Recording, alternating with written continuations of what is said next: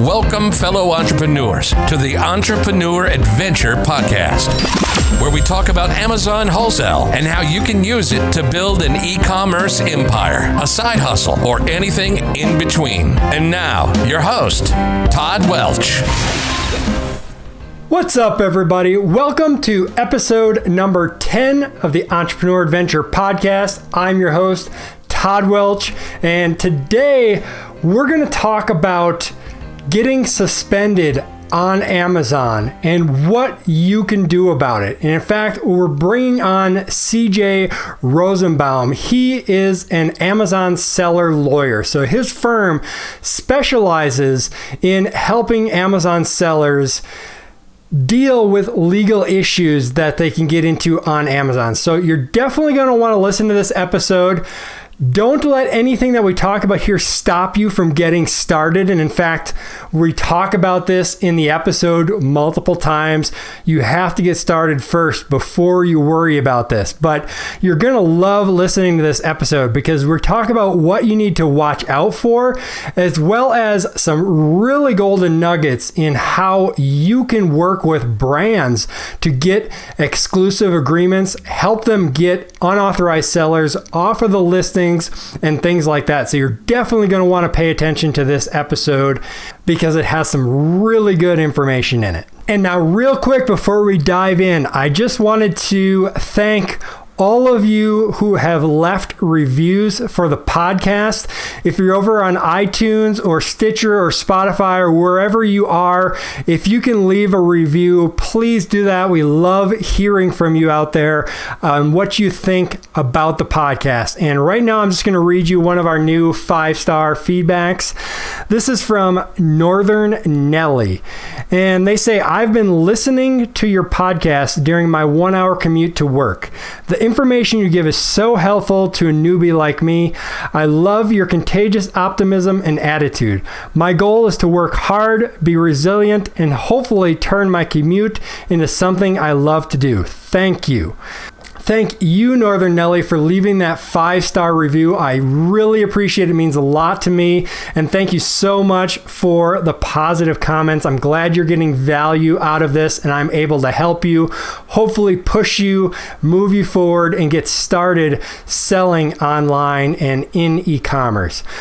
So with that, let's go ahead and dive into this episode with CJ. Stay tuned. And if you want to get any of the information or the links that we talk about in this episode or the transcript, head over to the show notes at entrepreneuradventure.com/10 and you can grab all of that there. Let's go ahead and dive into this episode. All right, what's up, everybody? Today I have CJ Rosenbaum on. He is the founding partner of Rosenbaum Fam Ilaro Law Firm, and they represent Amazon sellers and help them with legal issues, including things like trademark issues or the dreaded if your account gets suspended and you can no longer sell. So we're going to dive into that today. It's going to be some really good information, so you're definitely going to want to stay tuned for this. And with that, CJ, why don't you tell us a little bit about your background in law and how you got into practicing law specifically with Amazon? Hey, first of all, thank you very much for having me on. I mean, it's a huge honor to be on with you, so thank you. Absolutely. The way I got on this, my career, my first 15 years of my career was doing nothing but being a trial lawyer, car accidents, medical malpractice, employment cases, but I always represented a group of entrepreneurs who were buddies of mine, frat brothers, the people they did business with. And one of our entrepreneur clients, I did the contract or the initial draft of a contract to buy an Amazon-based business. And he buys the business and he closes and he's got hundreds of thousands of dollars invested in it.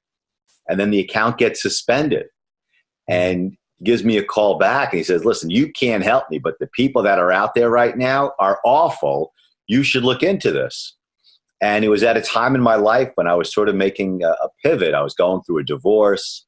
The trial judges in New York had stopped working. And I looked and I was like, you know what? I can work solely with entrepreneurs every single day. I'm jumping in with both feet. And this was, God, I don't know, 7, 8 years ago, 9 years ago, and haven't looked back since. And I love every day working with entrepreneurs. We've grown to now 32 people, I think, around the world. And all we do is help Amazon sellers with their account suspensions, listing suspensions, IP issues. And then something that I really love is as sellers are sort of, maturing in the industry, they're developing their own brands. And we are right behind them, helping them protect their sales of their private label brands. For sure. Very important. And it seems like you hear more and more stories every single day. In fact, we talked, it might have been 2 or 3 years ago now. And so I have a YouTube video of that chat a while back, but that was really a broader chat about like private label, retail arbitrage, and a little bit of wholesale we might have touched on. But now I've really honed in on wholesale. So that's kind of where I want to take the conversation in that ballgame. I know it's relatively similar, but a lot of things have changed since then. So why don't we jump into the elephant in the room that everybody worries about, and that is, and in fact, you might even know this, but I actually had my account suspended a couple weeks ago. I don't know if you've seen my email come across to you guys. I never discuss any particular suspensions, accounts, or listings because everything everybody tells us is confidential. And I can't tell you how many times I've been on a podcast or a webinar on stage where I've represented multiple people either in the room or on the stage. So I never would bring it up anyway. For sure. No problem. I definitely understand. That's good to keep that private, but I give you complete permission to talk about it here.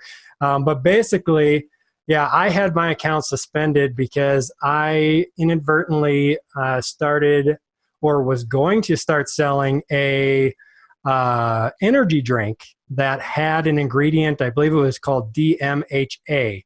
And apparently it has not been finalized by the FDA and approved yet.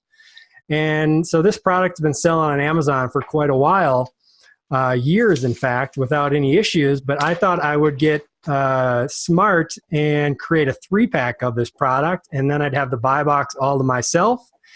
And I woke up a few days later after I created that listing, didn't even send any inventory in, and Amazon had shut down that listing and said I needed to put in a plan of action. Basically a plan of action saying how I'm never going to break one of their policies or a law another day in my life. And so I wrote what I thought was a really good plan of action, sent it over to them. I put a lot of thought into it.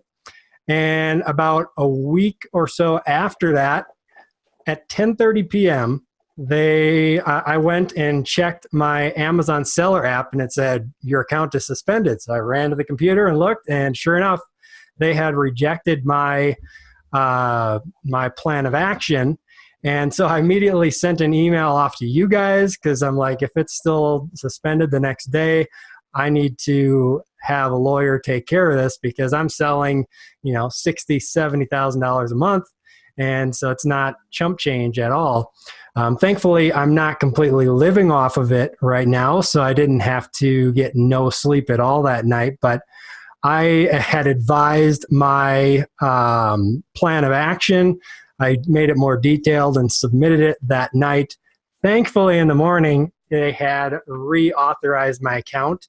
I think it might have had something to do with that I had just taken a seller loan from them. So I don't know if that played into it at all, that they had just given me like $50,000, but that could have been part of it. But that is the big thing that everyone worries about. I worry about it. So what are your thoughts on that and, things that people need to look out for? All right. First of all, any plan of action, I'm sure you learned this while you were writing the first one and your supplemental one, is all you're trying to do is to persuade people on Amazon side of the computer to reinstate your listing or reinstate your account. It is solely and exclusively an exercise in persuasive writing. Only your audience is not you. Your audience is a reader almost always in India, either Hyderabad or Bangalore. So you have to write to them. You have to know what they're looking for from their training. because it's easy to ride the horse in the direction that it's going. So give them what they're looking for. They're looking for the facts. They're looking to address the issue, and almost always looking for documentation. In your case, they were also looking for you to stop doing anything that is in any way related to anything medical or biological. Okay. And that's the kind of things that they're looking for. And I knew me and my team were right about what to send them. And I confirmed it by literally going to India and speaking with their staff a couple of months ago. And they're good people trying to do the right thing. You got to give them what they're looking for. Yeah, for sure. And that was really it. So they basically wanted detailed like plans of actions of what I was going to do now to alleviate the violation, what I'm going to do in the future to make sure it never happens again. So I had to go into a lot of detail with all of that. And my first plan of action, I think part of the problem was that I took responsibility for the problem, but I also pointed out that the product had been selling for years on their website and is still selling. And they may not have liked that. That might have been part of it. But I also expanded everything out the second attempt. What we find works is we break every plan of action into 3 basic sections, like your immediate corrective action. What did you do as soon as you knew there was a problem? And across the board, you want to refund the customer, if at all possible. Then the next is your long-term systemic changes. What are you going to do so Amazon does not have a problem with you in the future? And the third section is explanatory in terms of your deep dive and your investigation and really taking responsibility that you mentioned. And that mimics the leadership principles of being responsible and doing a deep dive. So that's what they're trained to look for. And what I found remarkable is when I was in India, the leadership principles begin at the interview stage. When they're interviewing candidates for jobs in India, they start with the leadership principles, and the people that get the jobs have studied them in advance. And these things are just pounded into their heads to follow the 14 leadership principles. So your future, your now, and your responsibility aspects of your plan of action were exactly what they were looking for. Yeah, on the second attempt, but not so much the first attempt. But I was close. I didn't change a whole lot, but I just got out the language that had to do with, kind of blaming Amazon a little bit, and then expanded my future plan of action and stuff like that. But what other things do someone who's either just starting or has been selling for a while, what do they really need to watch out for so they don't end up in a situation like I did? Well, I think the first thing that new sellers or even, relatively new sellers need to do is they got to do just a bit of research before they invest too much money in a particular product or a particular product line. It's pretty easy to identify products that are going to be problematic. If you do research on like Samsung chargers or Apple products or Johnny B, health and beauty, those brands are making a lot of complaints. And even though they're baseless, a new seller needs to avoid problems so they can learn the dashboard, build up their history, build up their sales. So the very first thing I would do is search the forums, listen to podcasts and webinars like this so that you avoid things that are just known landmines. Yeah, for sure. And yeah, so that's the big one, definitely the suspensions and things like that we need to watch out for. And like you said, make sure, you've read through the policies and you understand some of the laws and stay away from maybe the things that could be a bigger issue. Like in this case, it was a food item, an energy drink, and you wouldn't think that would be a problem, but there's a lot of additives and chemicals and things that go into those energy drinks. So I probably could have researched that a little bit more, and don't just assume, right, that if it's selling on Amazon, that it is okay, because those products that I got suspended for, they're still selling on Amazon. So that's exactly right. We've also cross-examined dozens of Amazon's witnesses at the arbitration. If Amazon refuses to release your money, refuses to return your inventory to you, you have the right to take them to arbitration. So I've had the opportunity to cross-examine Amazon executives and to see a lot of documents that most people don't get to see. So there are sellers selling things that you may get knocked out for because Amazon hasn't picked up on it. To add to what you said, watching the trends is absolutely vital because you'll see that there are waves of suspensions for different types of things. And also, I would avoid the whole right versus wrong kind of aspect. And just for newer sellers especially, go for things where you're not going to have bumps in the road. You know, it doesn't really matter whether you are right or wrong when it comes to like a trade dress complaint. You don't want that complaint at all. You want to avoid that complaint. So that's kind of what I would stress. Research, forums, podcasts, webinars, and just try and first get up to speed and build up some history before you start taking significant risks. Yeah. How much do you think that actually plays into, if you do make a mistake, how lenient Amazon is, your seller history with them? We know that monster sellers get a lot more breaks. And it makes sense. If they're making Amazon a boatload of money, they're going to get more breaks. Also, the percentages. You know, if you have 20 complaints out of 1 million sales, it's a minute fraction. If you have 20 complaints out of 100 sales, you know, it's significant. So larger sellers definitely get breaks. More experienced sellers tend to have better arguments, right or wrong, to show how they're going to be a better seller. So newer sellers definitely have it a bit more tough, except I'd say over the last 30 days or so, Amazon came out with a whole press release with a push that they're going to grow another 2 million third-party sellers strong. So they seem to be a bit more lenient over the past 30 days. And I expect that to continue, I'd probably say for the next 6 months or so, where newer sellers who are having problems will get back on easier than they probably have for the last couple of years because they want to grow their base and diversify even more than it already is.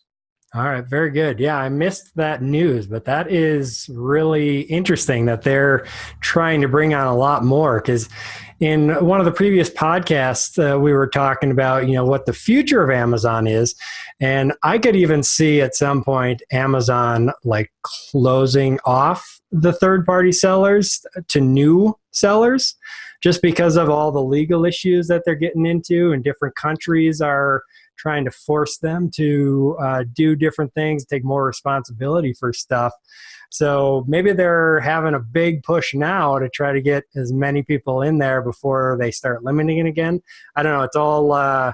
It's all conjecture and no facts to that, but just my thoughts. Like I'd say, I agree with you. And I was kind of stunned when I read it because all we've seen is a contraction and sort of cutting the legs off a lot of third-party sellers in favor of brands, you know, even small brands as well as large brands. So I saw they're trying to grow another 2 million. That's almost half. You know, there's roughly 5 million third-party sellers at any given point in time. And to announce they're going to try and get to 7 million, that's a huge increase. So I was really stunned too. I would also advise every single seller out there right at the get-go to start thinking about developing your own brand so that you have some protection against Amazon. You own an asset, you own an IP right. If they go back to the trend of brand-centric, you're protected. So I am a huge proponent. I like wholesale, I like retail, I like online arbitrage, I like, you know, retail arbitrage. But I think long-term, if you're really looking at the long game, you got to develop your own IP rights. That means developing a brand. Yeah. So developing a brand in private label is definitely very straightforward. Is there something that we can do there in the wholesale world? Because for us, we're selling other people's brands. You definitely can, because what you want to do, if you're serving as a wholesaler, you want to try and lock brands up into either you, if you can, which is very difficult, or a handful of wholesalers that have the access to these products. And then you need to try and get that brand to build something in so that you can't have unauthorized sellers on there. And it is following the same path as private label brands. You want to adjust the warranty. You want to have some copyright material. You want to have something in there that says you're going to cooperate if there's a recall notice. You can register yourself with certain governmental agencies. And these things will help you control your distribution.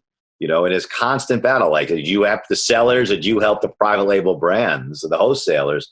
And we help both. because this is how you protect your business. You want to make sure that if you are wholesaling a successful brand of products, you can then protect those sales. And it's sort of the same line of things that help private label brands: warranties, add-on benefits, recall, safety mechanisms that hijackers can't deliver. Yeah, for sure. And I do have some exclusive agreements with some different brands.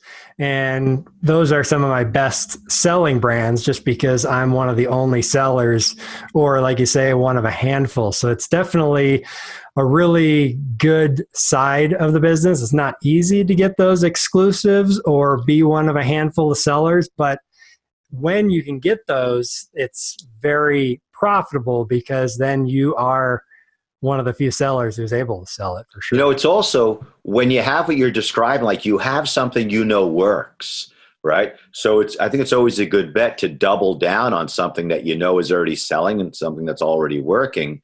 A lot of people then will lose focus and start going on to other things that they're just testing out. So if you have a brand that you're wholesaling and it's working, offer to do some brand protection, for the brand. Even though you're the wholesaler, you can still do brand protection. Monitor the sales, monitor the listings, make suggestions for the warranty. And every product, you can always find something to add on. And I think that being proactive with brands that are allowing you to have exclusive or semi-exclusive distribution rights, those are the ones you really want to double down on.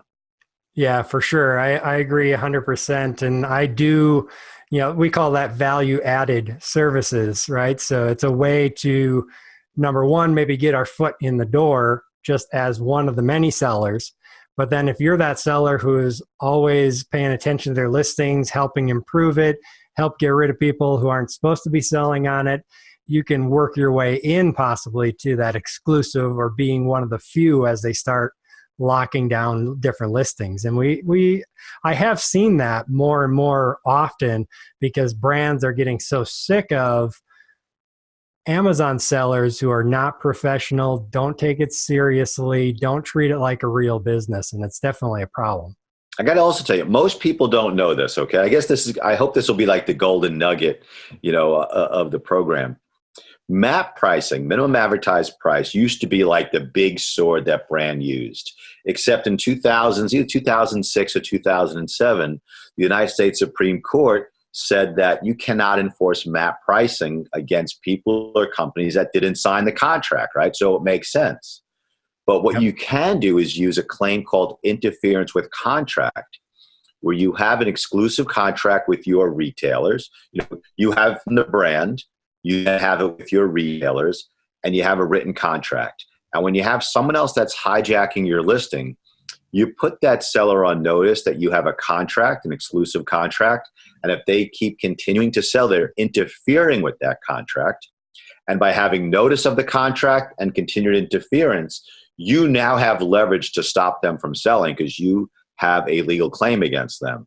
And you use that as leverage to get them to stop selling. I'm not rushing anybody into court, okay? I'm done with the majority of my courtroom days. I used to be in court like literally, 3 to 4 weeks out of every month. You can use this claim to stop other people from selling your products that are outside your intended distribution network. All right, that's actually really good info right there. Definitely a golden nugget. So even if you were like one of a handful of sellers from a brand, and as long as, say, 5 of you all had in a contract saying you're one of the 5 exclusives, and someone else jumps on there, can you then report that to Amazon, or how do you move forward with that? Okay, first of all, I never, ever recommend going straight to Amazon. It is so easy for anybody to trash your listing, trash your account, that you don't need to create, unnecessary animosity. So what you do to set up the claim is first, you let that seller know in writing, do it by email through the messenger system. If you have brand registry, it's really easy. Hey, there's an exclusive contract between us and these other sellers for the exclusive sale. And if you continue to sell, you're interfering with that contract. And I don't want to make a complaint against you, but if you don't stop, you're going to compel us to. That correspondence will result in like 60 to 70% of the hijackers either just getting off your listing or reaching out to you and saying, hey, you know what? I've got 500 units. Can I just sell these out? Or can I become involved with the brand? Can I get a contract with you? So you'll knock out most of the sellers amicably. Then the remaining ones, you can make a complaint with Amazon that shows that they're violating your trademark rights, because while they're delivering a genuine product, it doesn't come with the same benefits. So it takes it outside of what's called the first sale doctrine. It brings it into a trademark violation. And if it is necessary, you can make that dreaded complaint against the seller. But when you do that, you should know that that seller may get suspended. It may not just lose that listing. He or she may lose their entire business, which is a pretty draconian remedy when you're really trying to resolve things amicably. Yeah, for sure. And that's something I want to come back to a little bit later. But so for that, is it best that the brand reaches out to that unauthorized seller? Because I know that a seller reaching out to another seller is technically a violation of Amazon's terms of service. At least I know for sure, like telling them that they're violating MAP or something, because then you're like price fixing kind of issue. Okay, it's not MAP. I do think it's better either coming from the brand, coming from an intellectual property rights holding company, or coming from your lawyer. Okay. I don't think it's wise necessarily seller versus seller, because that seller has a contract with Amazon and is subject to all the policies. What we're doing with newer brands is having them hold their IP rights in one company and the selling account in another. So the one that's going to make the complaints has no relationship with Amazon at all. Right. Interesting. And logistically, creating a company is like a phone call, and then you're taking on one more tax return. But you're gaining a lot. You're gaining a lot of different freedoms and powers that you give up once you sign a contract with Amazon. I'm sorry I'm so long-winded tonight. It's kind of late for me. So the answer is, I think it is better for the brand or for a lawyer to send that letter rather than seller versus seller. It's taken more seriously, and you're outside the realm of the TOS. Yep. Yeah, I definitely wanted to point that out, because when you get a message from another seller, you just assume that they're trying to take advantage and they don't really have any rights. So definitely having the brand reach out, or like you said, a lawyer. And that's a really good trick actually about creating a separate company to hold your IP for sure. If you have brands and stuff like that, would you, as a wholesale company selling other people's products, would that make sense at all? Or is that probably more on the private label side for the IP in a different company? No, if you're selling on Amazon and you have contracts where you have exclusive distribution rights, I think having two companies is a good idea. One has the contract, then you just become, if you're also going to sell and wholesale, you can have your company that has the rights and your selling account in two different entities. So I think it's a good idea whether you're a wholesaler who's also serving as a retailer, right? Or a private label brand that's also serving as a seller. I think that when you're selling, you should have one entity that is solely a seller. Everything else should be in a different company so that you can bring claims against Amazon if necessary. You can bring claims against other sellers if necessary. And by bringing claims, I just really mean contacting them. I don't mean racing into court. I know a lot of lawyers, a lot of people perceive lawyers saying, get to court, get to court. The name of the game, I think, for small to medium-sized businesses is to resolve disputes without going to court, because court's slow and expensive. So all these mechanisms we follow ourselves are geared to resolve things without ever ending up in court. Yeah, for sure. It's definitely the best option. I mean, nobody wants to spend time in court that you could be selling more products. So right. It takes money. It takes your focus away. So if you're in court, there's been a failure at some point or someone who's been overly aggressive. Yep, for sure. And I just want to point out, so for the people listening, I don't know if we explained what IP meant, intellectual property. So that's like your trademark, your contracts, and things like that on top of the products. And then also, I just want to say that, we're talking about a lot of scary things today, but definitely don't let any of this deter you from starting, because none of this really matters. I mean, it matters, but none of it is really important if you're not even selling any products yet. So No, you got to get started first.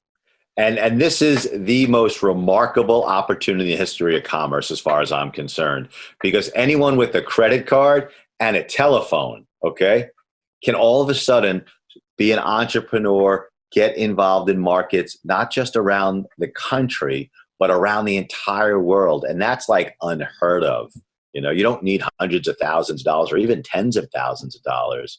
And you are in the game. Credit card, cell phone, and boom, you can start doing business and then grow from there. Yep, for sure. It's definitely big, and it's definitely not too late. A lot of people think it's, they ask, is it too late? And I don't think it's even close to too late. In a couple of years, in a few years, possibly, if Amazon decides to shut off the third-party sellers, new ones coming in as all these legal issues mount for them and different countries coming after them. But right now is perfect time, because if you can get in now, you'll probably be grandfathered in later, no matter what kind of things happen. As things get harder, it also creates a barrier to entry for other people and makes more opportunity for people who are in there right now, for sure. Now, also, if more countries follow like India's example, where it will not allow Amazon to both sell and own the platform, that could be great for sellers, because all of a sudden your main competitor, Amazon itself, could get pushed out. And that can happen in a number of countries. And even right here in the States, my partner testified in Sacramento before the California State Legislature about trying to pass a law to limit Amazon's ability to use your data to compete with you. So if that goes through, right, that's also going to limit Amazon from getting into products and using your data to compete with you, which means they need more third-party sellers. So listen, if you're not in today, get in tomorrow. If you're not in tomorrow, get in next month. You can always stop and go, but I definitely think the opportunities are still there. And I think as more products do better, it creates the opportunity for more sort of successful spin-off products. Yep, for sure. And that is one of the things that I thought about too when you mentioned that they were trying to bring in 2 million sellers this year. So it was maybe the middle of this last year, I believe, where a lot of brands and vendors kind of had a scare from Amazon, where they got an email saying that they weren't going to be able to send products for Amazon to sell anymore, and they're going to have to open up their own seller account and sell it themselves. And then Amazon quickly retracted that. I could totally see that this could be part of a continuation of that, because it really doesn't make sense in my mind for Amazon to be selling a lot of these products, especially smaller brands that are under like $1 million in sales in a year. They make more money from us selling it and then just taking the fees, and they don't have really any risk at all by going that route. So I could see them doing more of that. And then brands themselves, I've actually had 2 of them recently come to me and say, we're sick of dealing with Amazon. They make us send our products all over. We got to put them in bags and put these stickers on them. We don't want to deal with it anymore. Will you just sell the products for us? And one of those is actually now my best-selling product. Which is huge, which is absolutely huge. And what you're saying is, I think Amazon makes roughly double the amount of fees when third-party sellers are using their warehouses. And as the FBA program continues to grow, they got to fill that shelf space and pay for it. Amazon, I mean, listen, is a genius. Bezos is a genius, an absolute genius, right? So he went around the entire country pitching, who's going to be headquarters to, HQ2, right? And then went back to those same municipalities that he didn't give the headquarters to, and then pitched them on FBA warehouses, asking for the same governmental benefits, right? Mm-hmm. So they're looking to grow FBA tremendously, which means third-party sellers to pay for the shelf space and provide them with more R&D for products. So I think it's a tremendous opportunity, absolutely tremendous. Yep, for sure. Amazon's going full steam ahead, and they're starting to get some small competition from Walmart. That you've seen some articles about that, and I just seen an article about how Amazon is supposedly negotiating again with FedEx to try to bring them back into being able to ship because Walmart is taking them and utilizing them. So Amazon's going to have to bid for that service to try to kind of keep it away from Walmart if possible. But yeah, it's interesting. Amazon is definitely the behemoth, but that also creates its own set of problems and allows somebody like Walmart, who's a behemoth in themselves, if they can get their act together in the e-commerce world, they could become a big challenger. Yeah, absolutely. I mean, the shipping, when Amazon announced the Amazon, where you could own your own fleet of trucks and deliver for Amazon, it's like, okay, if they do this right, this could be great. But we get calls and chats and emails from companies who are getting hurt by Amazon because they go out and they invest in 10 trucks and all of a sudden Amazon withholds their money. And some of the people we interviewed in India had to do a lot with the last mile deliveries, and they are taking the consumer's side in everything, which means the delivery guys are getting hurt and their margins are not that great either. So yes, someone else can jump on in, but I think they're absolutely going to need more and more third-party sellers to cover the cost of their growth, just like they did years ago. Yep, for sure. So again, it goes back to that. I think it's a great opportunity right now. It's definitely far from too late to get into selling on Amazon, and it's just going to be great going forward. At the same time, same reason I'm talking to you, we got to protect ourselves, right? Because if we have all this income coming in from Amazon, we got to make sure that we have it protected as well, especially as you grow.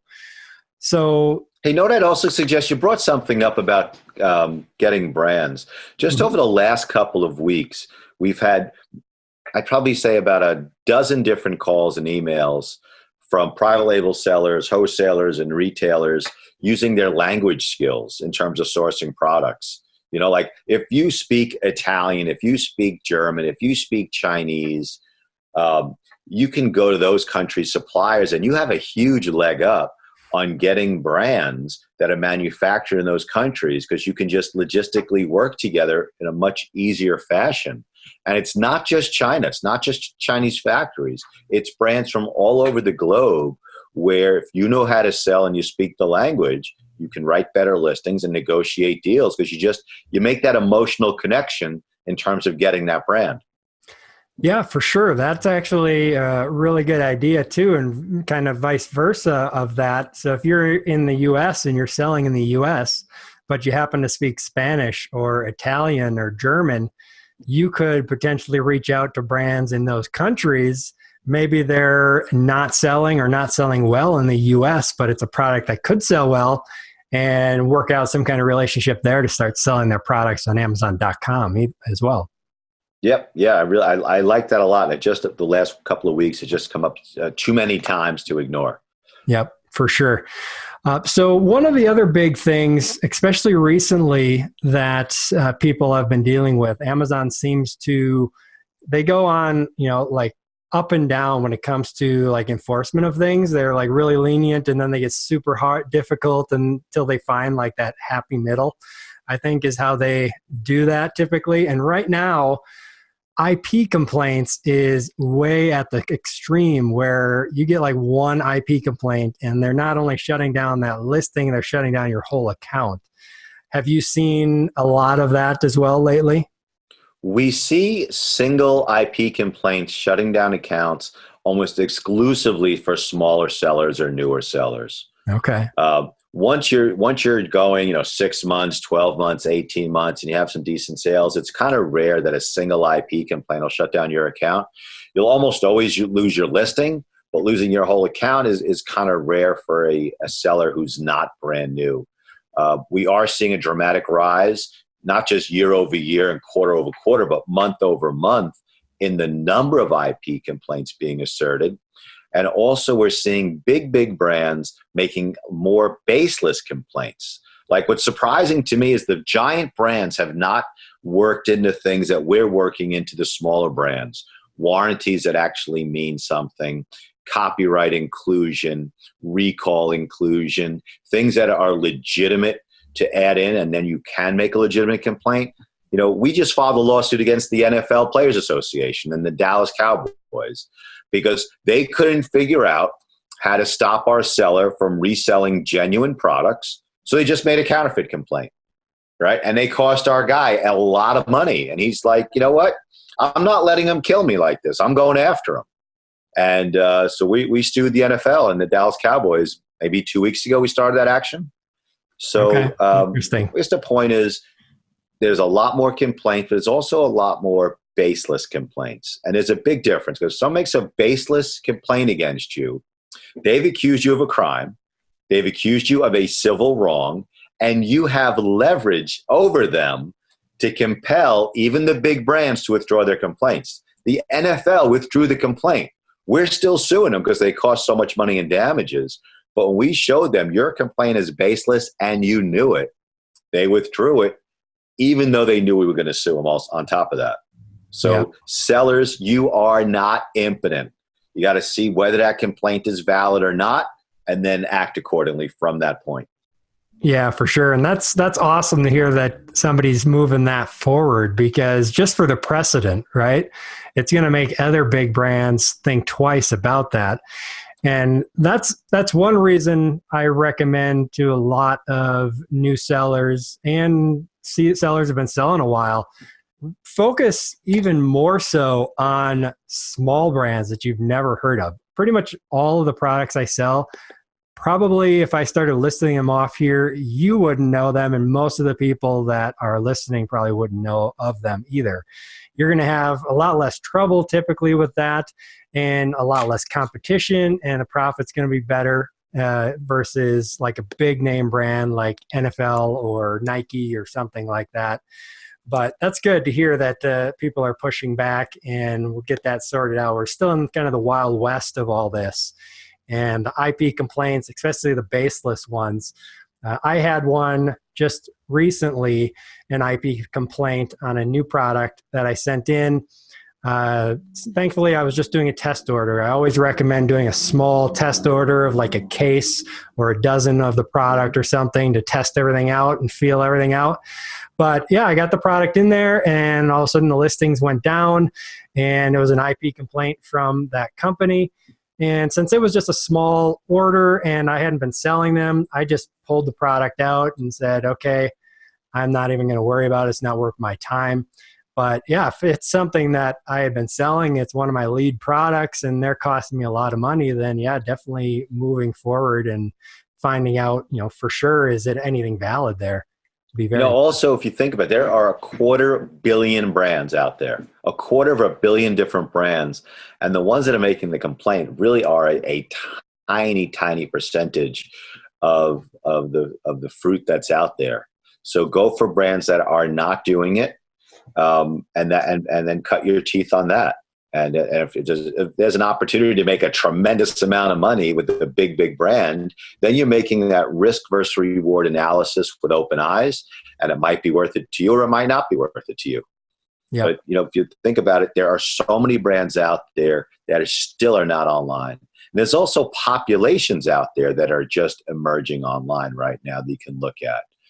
And I love spin-off products. I love the story of, I think it's called Crucial, where started off selling filters. There was like the world's greatest coffee press, but the complaints were all about the filters. So he started selling a better filter, did tremendously well. I can't think of his name right now. He speaks at some of the Amazon events. And when you have a great selling product, there's often either upsells or corollary products or add-ons to it that sellers can jump onto and improve the accessories. Yeah, for sure. That is a very good point. Don't necessarily look at the main product and try to sell that. You can look at all the offshoots of that for sure. And that the profit margin on those are probably going to be even a lot better than some of the main products. Like if you wanted to sell a Keurig, you're probably not going to make a lot of money selling the Keurig, but you could make a lot of money maybe selling the cups or other accessories for it or whatever the case may be. 100%. Again, listen, none of us have to be the smartest person in the room. What entrepreneurs are really good at is seeing what's working and then doing it a bit better, sourcing it a bit cheaper, advertising it a little more savvy. For sure. Yeah. Lots of stuff, definitely lots of good stuff in this podcast so far, for sure. What other things do we need to watch out for, specifically as wholesalers who are selling other people's products, maybe from direct from the brand, or we could be even buying from distributors and things like that? Documentation, and documentation. What I mean by that is to make sure wherever you're getting your products from, directly from the brands, other larger distributors, wherever you're getting, document it.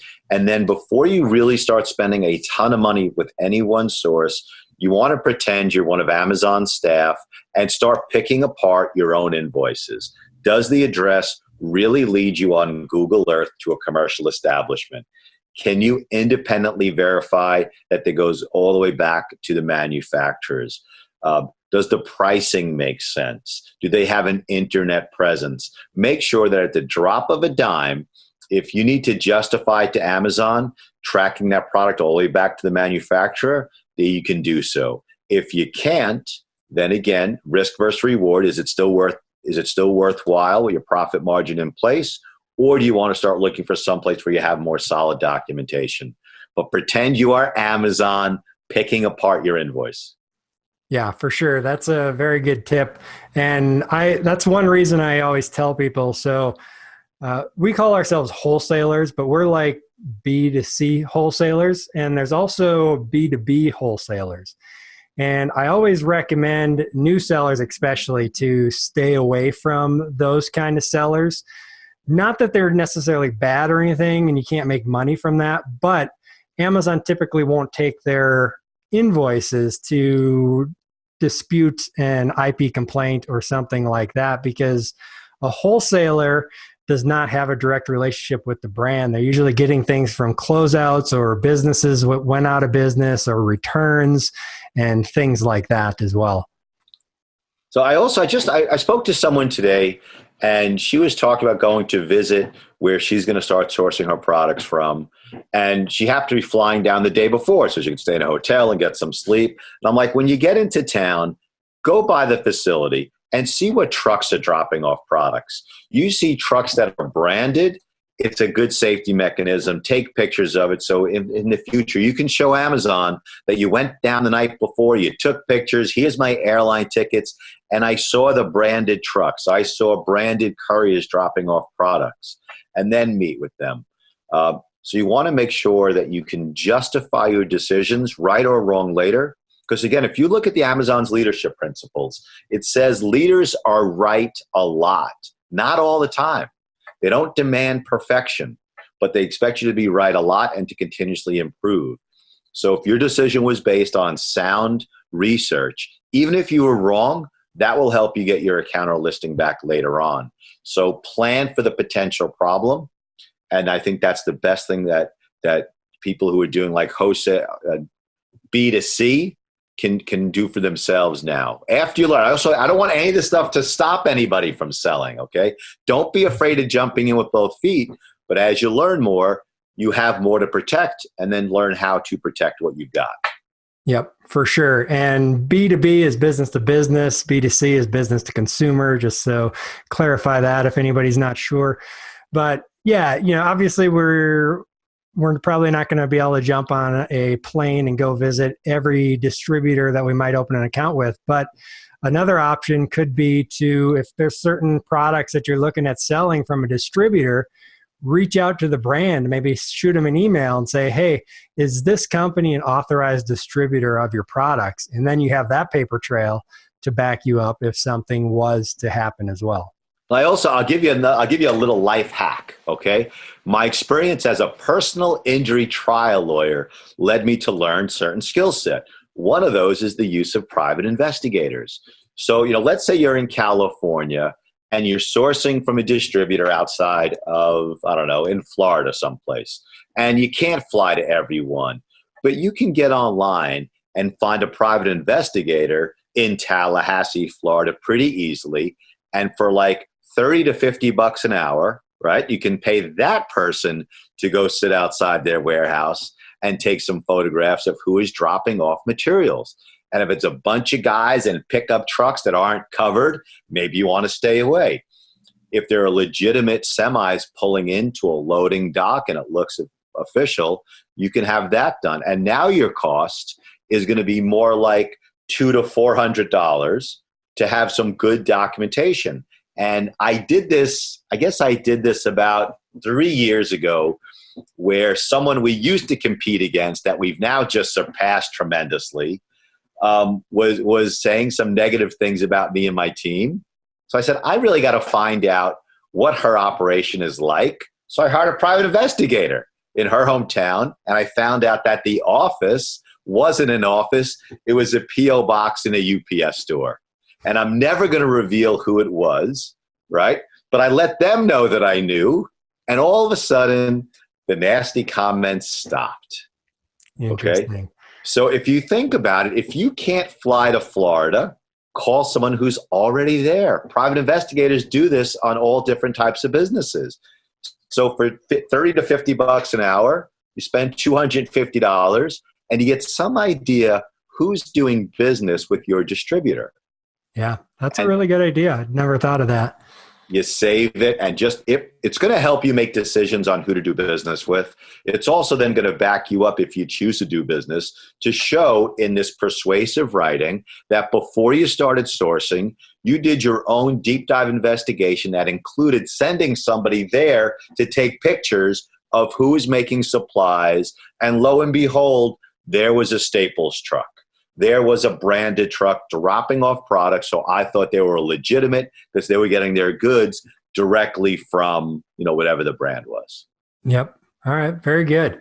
Yeah. Again, another something really good to do as you get bigger and the stakes become bigger, having that paperwork to definitely back things up for sure. Definitely. So a lot of it's boots on the ground. All politics, all business is local. Do your research. And if you can't figure out a way of finding information out, call me, go on forums, bounce ideas around. None of us is as smart as all of us, right? And when I first told someone, I was like, hire a private investigator to check it out. They were like, oh my God, genius. I was like, I used to do it all the time as a personal injury lawyer to make sure my own clients weren't pulling scams. So you can do this anywhere in the country. They are all over the place, and it's cheap, and it's good, thorough investigation. Very good. So, CJ, we've gone over a lot of stuff here, and a lot of this is for really good to know if you're just getting started, but make sure you get started. Number one, don't worry about any of this until you're started. But let's say there's some people listening out there, I'm sure, who have good businesses going. Maybe they're relying on this income, and how can you help them either prevent things from happening, or maybe after something happens, what do you guys are able to help with? Every situation is different. So I would suggest take me up on my offer to speak with you for absolutely nothing. So we can talk about the issues that you're facing, see if we can give you some solutions you can do yourself. Search our blog. We have thousands and thousands of posts by now, and hopefully we can steer you in the right direction to avoid problems. So each one is really different. So I guess, listen, I'm not also trying to drum up thousands of free consultations. Okay, we're pretty busy. But ask the question at least. A lot of times something that, you can't solve or I can't solve is right at the tip of the tongue with someone who deals with it every day. And I think take advantage of that. Amazon sellers, Amazon vendors are still a very open, sharing community, just like this webinar, and take advantage of that and just ask. All someone could tell you is, I'm too busy, or I'll talk to you later, but just ask the question. Yeah, for sure. And it's important to have a lawyer in your corner, especially as you're growing your business. You need a banker, you need an accountant, and you need a lawyer. Those are kind of some of the big ones that you need when you're running a business to do things properly, especially as you get bigger. So talking with you guys ahead of time and starting that relationship so that if something does happen, like it happened to me, I sent you guys an email that night before I went to bed, and you guys contacted me the next morning. Thankfully, my account got unsuspended. But if it didn't, then, I'd already made that connection and talked with you previously as well, so that we can just hit the ground running and get things going. So yeah, your website is AmazonSellersLawyer.com, sellers with an S. Is that the best place for them to book a call with one of you guys if they're interested in that? Yeah, absolutely. The phone number is there. The chat box is there. The email is there. So yeah, if you go to the website, number one place as a way of getting in touch with us. And we are available to sellers 7 days a week. Our team of 5 lawyers, led by me, is on call all the time, 7 days a week. Our hours now have expanded. So not only are we available in New York business hours, but through California coast-to-coast business hours. And roughly half the year, we have someone stationed usually in Melbourne, Australia. So that we're kind of around the clock during certain portions of the year. But 7 days a week, go to the website. If it's like middle of the night Eastern time and we're not there, you'll get a response back first thing in the morning. Perfect. And I'll put a link to that in the show notes for this episode as well, so people can find it on our website. But yeah, AmazonSellersLawyer.com. Definitely check that out. CJ, is there anything else that we need to go over that we should be aware of before we wrap up here? No, if you don't mind, though, a lot of Amazon sellers are also Amazon buyers, and it's a love-hate relationship, And if you're a seller and you're buying stuff, you never return either. You're kind of giving that up because you don't want to hurt another seller. But what a lot of people don't know about is the Amazon Smiles program. And what it is, you log in through Amazon Smile, you pick a charity, and every time you buy something, Amazon kicks back a small portion to the charity. So our charity is the Ty Lewis Campbell Foundation, Ty Lewis Campbell Foundation. Ty was diagnosed with an aggressive form of brain cancer at 3, and he lost his battle, I think, just after his 5th birthday. He was the son of one of my fraternity brothers, Lou Campbell, and his incredible wife, Cindy. And they turned this like god-awful tragedy into this incredible foundation. So if you're buying anything, I don't care if it's a pack of pens or staples or buying everything on Amazon, please use Amazon Smile. If you don't have a charity, please pick the Ty Lewis Campbell Foundation. So that's what I want. That's what I'd like to end with, man. Use a charity. It's free money to a really worthy cause. Yeah, that's perfect idea. I've done that some in the past. I need to do it more. The only problem I've run into is that some of the plugins I use when I'm analyzing products don't work on smile.amazon.com. So sometimes I forget to jump over and do that. But yeah, it's really easy because then you're just automatically donating to a charity. And so we'll put that charity in the show notes as well. So if people want to donate to that one, sounds like a really good one. It's awesome that you guys are putting that out there for that. And there's actually an extension as well. I don't remember the extension name. I'll put it in the show notes for that as well, but you can install it in Google Chrome. And then whenever you go to Amazon or click an Amazon link from a website, it automatically redirects you to the smile.amazon.com as well. Yeah, and it is a great thing because a lot of times people just forget to do that. Yep, it's easy to do. But all right, I really appreciate you coming on, CJ. This has been excellent information. I think people have really enjoyed it. So thank you again for coming on. I always like having you on the show. Hey, appreciate it. And again, I don't take this lightly. Thank you very much for having me on. For sure. You have an awesome day. Bye-bye. All right, so there you go. What did I tell you? Another fantastic episode. It was great talking with CJ. A lot of great information in there. I love the idea of utilizing your contracts with brands such as exclusive agreements to help keep unauthorized sellers off the listings on Amazon. And then the other nugget there of having a separate business to hold your IP, your intellectual property, something to think about as you get bigger. And even using the private detective. I mean, I would have never thought of that to verify that a distributor is a legit distributor. So lots of really good nuggets in this episode. Thank you so much for watching. Check out the show notes at entrepreneuradventure.com/10 and leave us a review over on iTunes. That would be greatly appreciated and really help get the show out there. Share it with your friends. Things like that would be awesome. If you got anything out of this, I would greatly appreciate it. So with that, this is Todd Welch from the Entrepreneur Adventure signing off. Happy selling, everybody. This has been another episode of the Entrepreneur Adventure Podcast. Thanks for listening, fellow entrepreneur, and always remember, success is yours if you take it.